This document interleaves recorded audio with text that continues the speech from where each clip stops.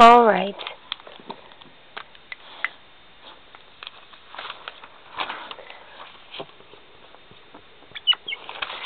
My problem is number 3 on the study guide. It is to solve by completing the square. In the problem, let's see. And the problem is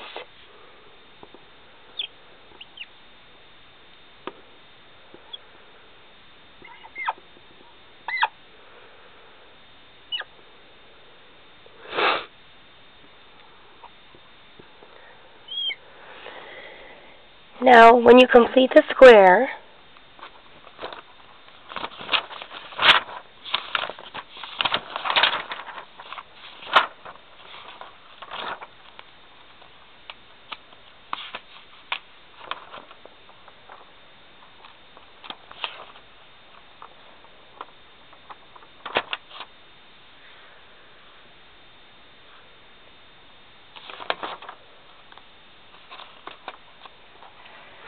what you do is you have to add the right number to complete the square.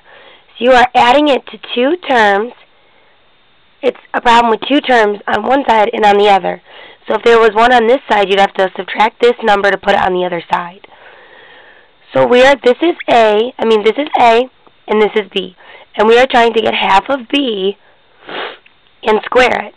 So it would be the opposite of this term, which is B. So it's opposite of B divided by 2 squared. So it'll be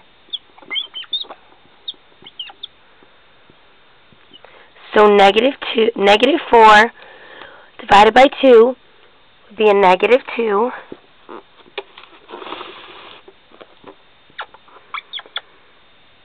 And then you'd square it, which would equal 4. Now this is a term you're going to add to this side of the equation. But if you add it to this side, you have to add it to the other side.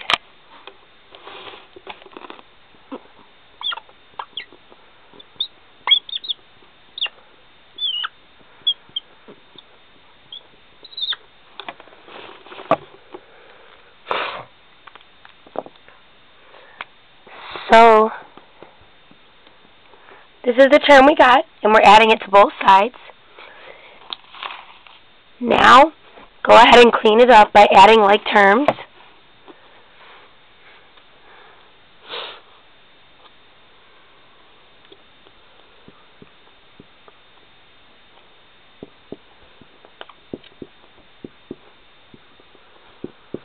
Add the 1 and the 4, which equals 5. Now we are at factoring. So go ahead and factor the trinomial.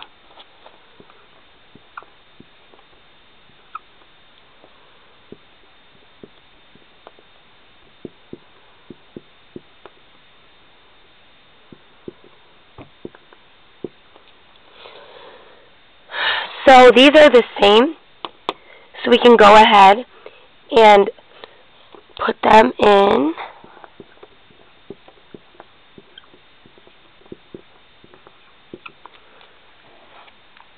Now we are left at the square root method. So we can go ahead and square root both sides to get rid of this squared. And it's squared because we have 2 of the same like terms, so we could put them together.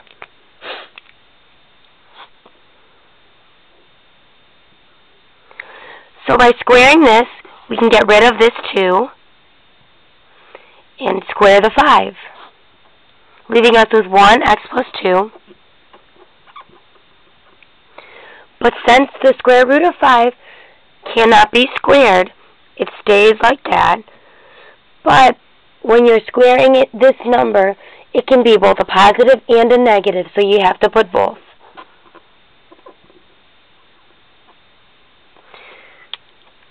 Now we're still trying to get x, so you have to bring that x over to the other side.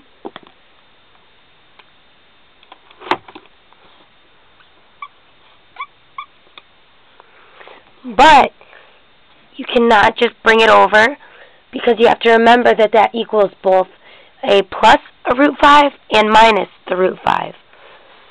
So this equals